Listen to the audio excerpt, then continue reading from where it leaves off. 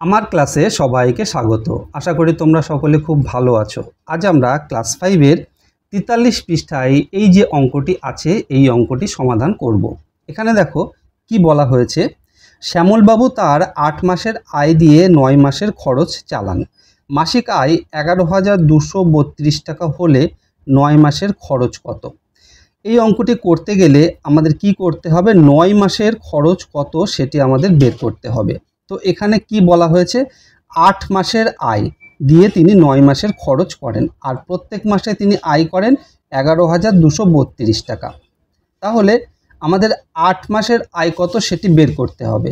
8 মাসের আয় বের করতে গেলে আমরা 1 মাসের আয় পেয়েছি, তাহলে এই 1 মাসের আয়কে আমরা 8 দিয়ে গুণ করব। 1 মাসের আয় 11,232, একে আমরা 8 দিয়ে গুণ করব। 8 দিয়ে গুণ করলে আমরা কত পাবো দেখো, 8 দুগুণে 16, 6 হাতে 1, 3 8 24 আর 1 25 5 হাতে 2, 8 দুগুণে 16 আর 2 18, 8 হাতে 1, 8 1 8 আর হাতের 1 9, এখানে 8 1 8।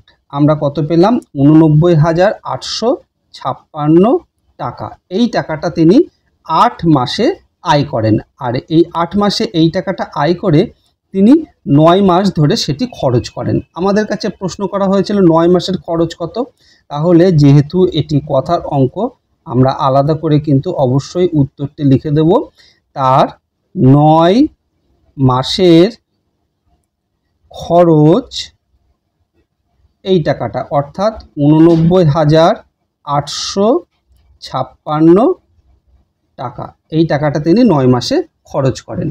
আশা করি ভিডিওটি মনোযোগ দিয়ে দেখেছো, তাহলে তোমরা খুব ভালোভাবে বুঝতে পেরেছো।